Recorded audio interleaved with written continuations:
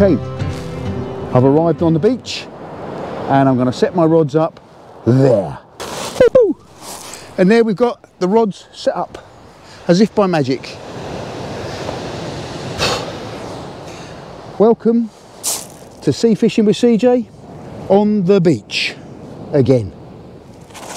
We're going to fish the same way as we have done the last couple of times down here. We're going to have one rod out after whiting, and we're going to have a second rod out which has got a live bait rig on it, hoping to catch a little pin whiting, and then keep that out there in the hope of catching something a little bit more aggressive, shall we say. We're fishing a live bait rig. I've shown you these before, but we'll just go through it in a bit more detail because I think it was a little bit vague in what I showed you before. So we've got a size 1 circle hook on the end of a short piece of line, which is attached to the back of a size 5.0 or 4.0 circle hook, which you can see is standing proud. So what happens is that small whiting comes along, swallows this whole piece of worm and is hooked, and then he's sitting there with his hook alongside his head like that.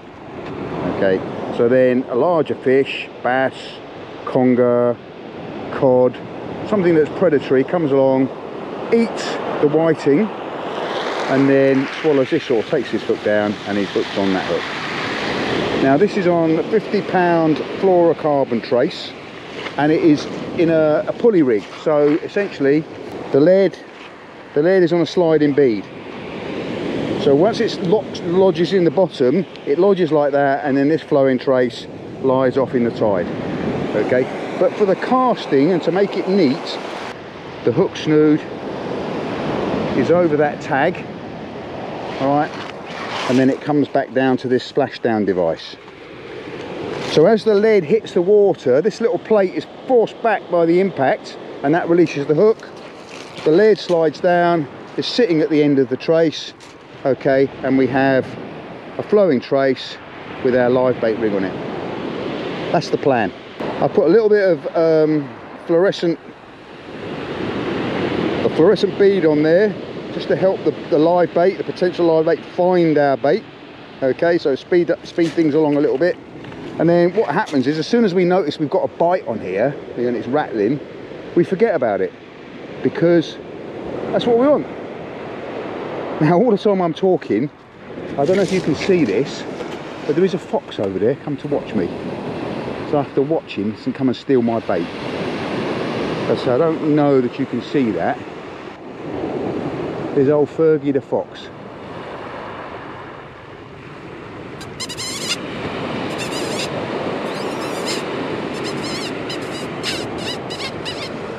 So he's coming down to steal my bait. So I've got to keep an eye on that, because he will eat all my bait.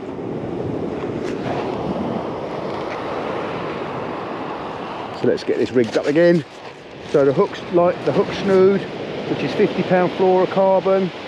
This is a 60-pound trace made out of grease weasel monofill.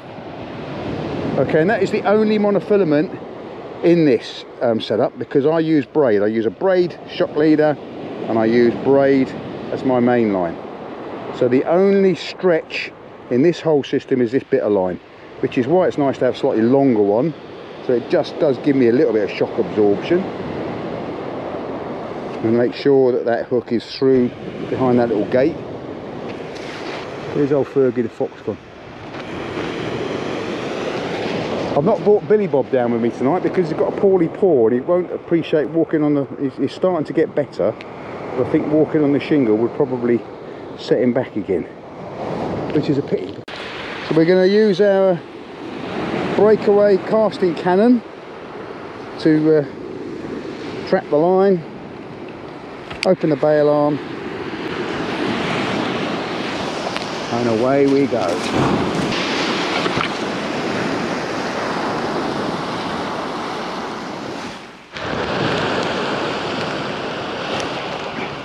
Right, well, we've got a fish on the live bait rig. Now it's tugging well. Let's hope that's a nice little pin whiting on the end there, and that's rattling away on there. We'll find out a bit later. Right, now I've been asked a couple of times about what cameras I'm using, and what I use is GoPro Hero 8s. I've got 2 of them. They're slightly different configuration the way I've got them set up. So this one, which is my sort of base station, it's on a stand. It's got a Ulanzi cage on it, and the reason I've got that on there, it means I can mount a cordless or wireless microphone system to it, and also I've got my light cube on the top there, which gives me plenty of light. The wireless system, as you can see here, this is the receiver, and you can see that my microphone, although I'm not actually filming with this camera, the microphone is operating. You can see the little lines going up and down, hopefully, and this plugs in to GoPro, in their wisdom, make you have to buy another added bit of kit to attach microphones, etc. to the thing. Now, the beauty of the Ulanzi as well is that I protect my GoPro with a polarizing filter on there, which isn't so important at night. But if you're filming across water and what have you, it's a good idea to have a polarizing filter just to take the glisten off the water. Okay, so that's the camera that's on a tripod. In addition to the camera that's mounted on a stand, which is what I'm filming with now, I also have a chest mount.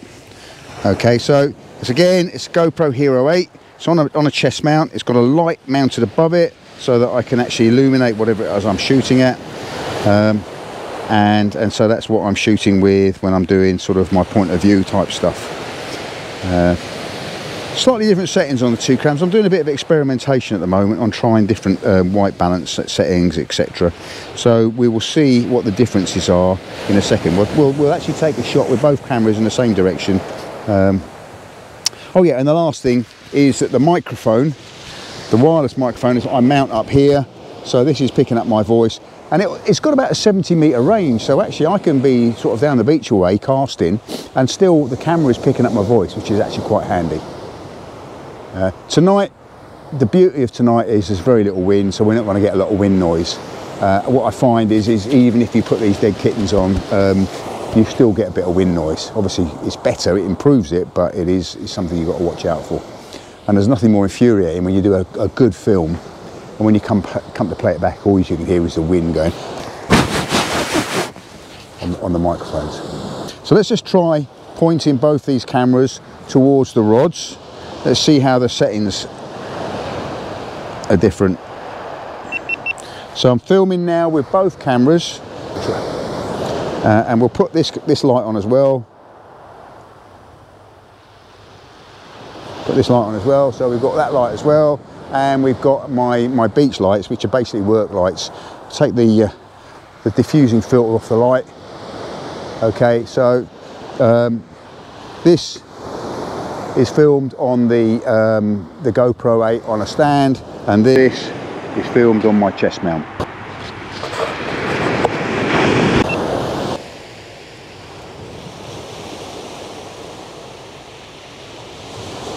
Trying a slightly different setting on this camera. I'm only using 2.7 rather than 4K. Slower shutter speed, slower frame rate, and a lower ISO setting. So it'll be interesting to see how that comes out. And I think also I'm not using the GoPro colour settings. I'm using a flat colour setting so that in post edit I can do something about the colour. We'll see how that goes, because it could be a complete failure. But yeah, it's always worth trying new stuff. And I've noticed for a while now that I've not been that pleased with what I'm getting out of my GoPros. I'm sure I can get better colour quality, and I think it's all about the post edit. So keep on. Right, the other thing we're trying tonight, which if it works will be edited into the video, but if it doesn't work then it won't be, is I've got an infrared trail camera set up as well. So we should get some dark light shots of me casting and winding in. So just a bit of variety, try something different. Had some good results with it on my wildlife channel. Let's see what happens on the beach. infrared light's coming on because I can see it, so it's definitely filming in infrared. It'll be interesting to see if we get a fox turn up in the shadow over there, because it will film it.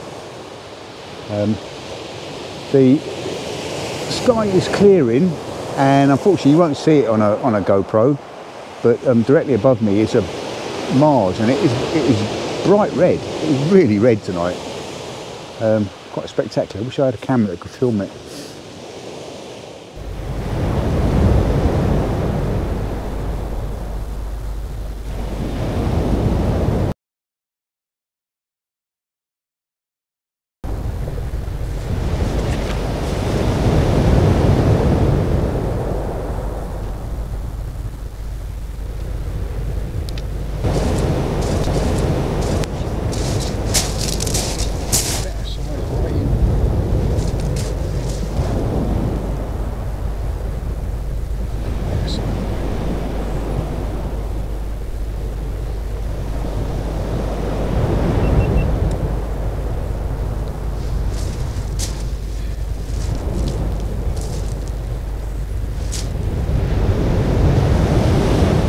Better size whiting, definitely better size.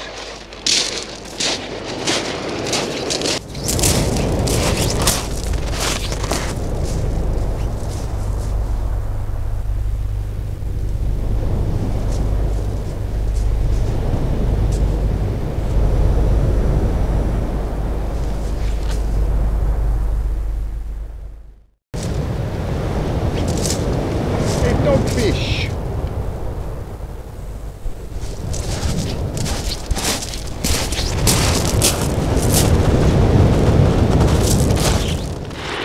The dogfish has curled himself up in a ball. Look. I've not done that, that's the dogfish has done that. Got a set of teeth on them. They are a very small member of the shark family.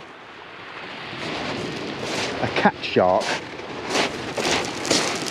Kind of a bit of justice in that. A cat shark or a dogfish. So we've been down the beach. We've been down the beach for about, I don't know, an hour and a half now. We've had pouting, whiting, half a whiting, and a dogfish. So actually it's slow and steady. I'd rather it like this than going absolutely loopy, because at least I've managed to make myself a cup of tea now. And we are picking up the odd little fish. And there is definitely something out there that eats whiting. It's a cannibalistic whiting, of course. Could be, I suppose.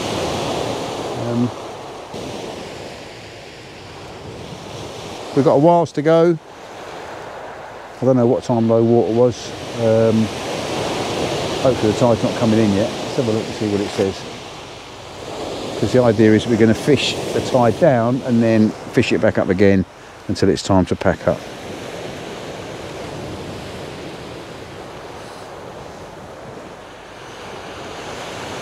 So what does the BBC tide table say? It says the tide is falling for another 36 minutes. And the next high tide is in 6 hours and 47 minutes. It's only quite a small tide. So the high is at just got 4 o'clock. Well, we ain't going to stay here till 4 o'clock.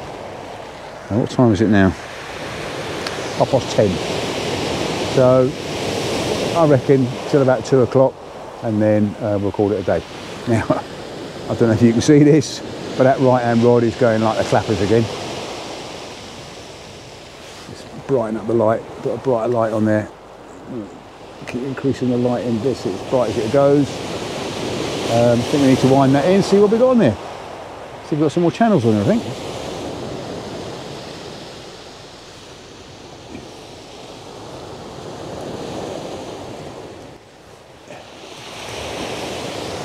It's a bit of a mixed bag tonight. We've had a couple of dogfish, we've had some channels, a couple of nice sized channels actually.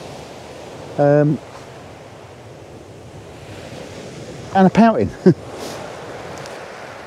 So who knows what's going to turn up. The tide's just about starting to be coming in now, so it should have turned. So if anything's going to happen, it's going to happen in the next hour, I reckon. Lovely night down here. Really not a breath of wind, but there's a little bit of surf running left over from the storms that we've had. So should be good for fishing. Not particularly big tides, mind, but can't have everything.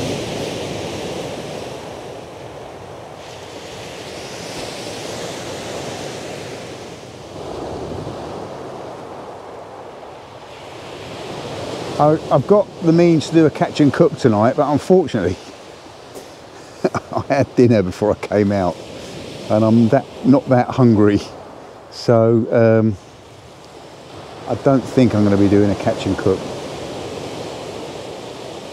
Yeah, I don't think we're going to do a catch and cook, which is a pity because I've got the means to do it, but it would be just pointless exercise because I'm not hungry. That might change in an hour's time. Suddenly I might find a bit peckish, in which case I will fill it up a whiting and cook it. Plenty more winter nights to do that on.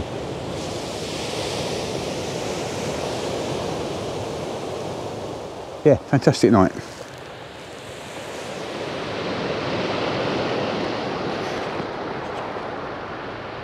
Alright, we've got something that's hooked itself on the live bait rod, which is good, as long as it's not a dogfish.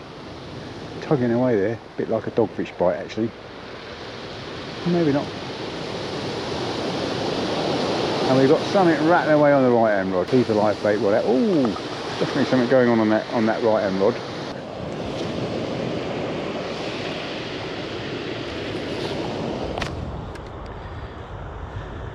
So just setting up the live bait rig, which unfortunately collared me a little dogfish the first time out. So I've been sitting there looking at what is essentially inedible.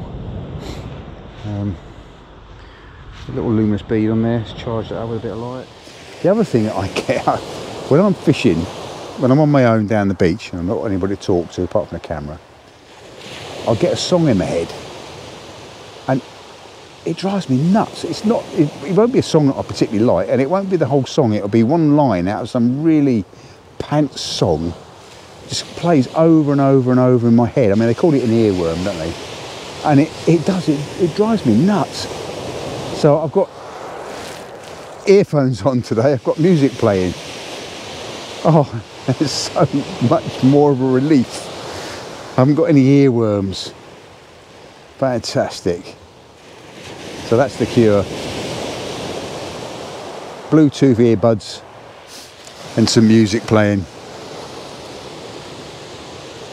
Had a bit of Saturday Night Fever playing just now. I could have nearly started dancing, but it would have been a bit ridiculous because you wouldn't know what I was dancing to.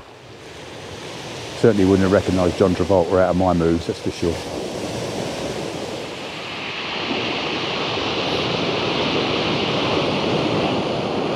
Let's see what we got here.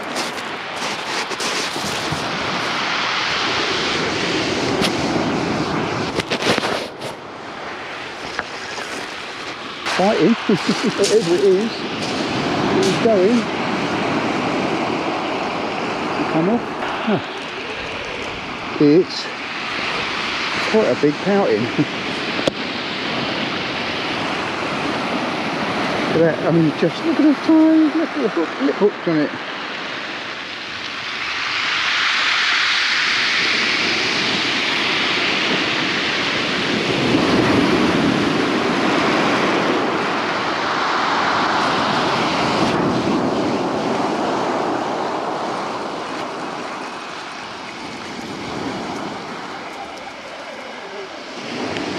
Oh, just a little tiny whiting. Look at that, how would a fish that small rattle that rod? Something like that. Oh, just hook. It's on the upper hook of the pennel.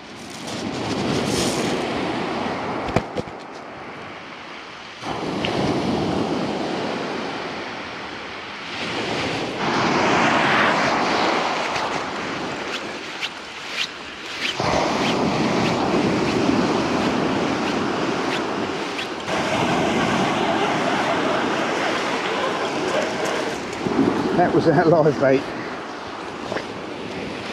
Unfortunately, I think we've been looking at a dogfish on there for hours. Oh well.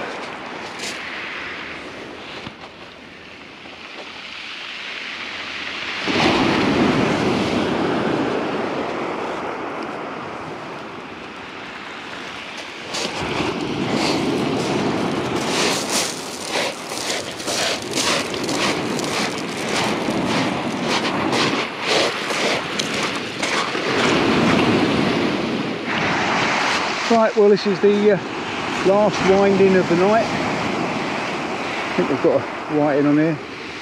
Certainly something tugging and rattling. We have two. Yeah, two little whiting. In fact, three little whiting. All little ones, but two snoods, three fish. Obviously they're pennel rigs, so they're taking the hook. The end of another great night. We must have had about, I don't know, 15 to 20 whiting. Some actually quite a reasonable size. You know, quite a few little ones, but it's a nice little job. Got a nice big pouting. Loads of dogfish. I mean, the downside was I got a live bait rig out, and for some reason I just kept hitting dogfish on it. I was getting bites, and it was great. I got a little whiting on there, and when I wound it in, there was a dogfish in there, so not so good. And then we hooked into something, and it was fighting well. I think it's probably strap eel. But I got it into the back of the surf, and then it just went. When I wound it in, I found it bit my line off. So it's life. £50. Fluorocarbon line it a bit through, so but yeah, fantastic night. I mean, the weather couldn't have better weather on the beach. The sea, a little bit of a swell, which is good, but not too much. I'm just packing up in time. The waves are coming down my ankle. So yeah, good night on the beach. Good night.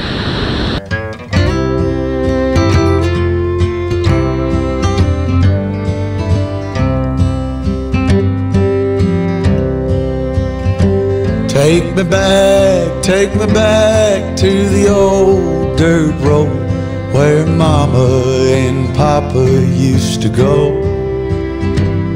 Let's sing all them songs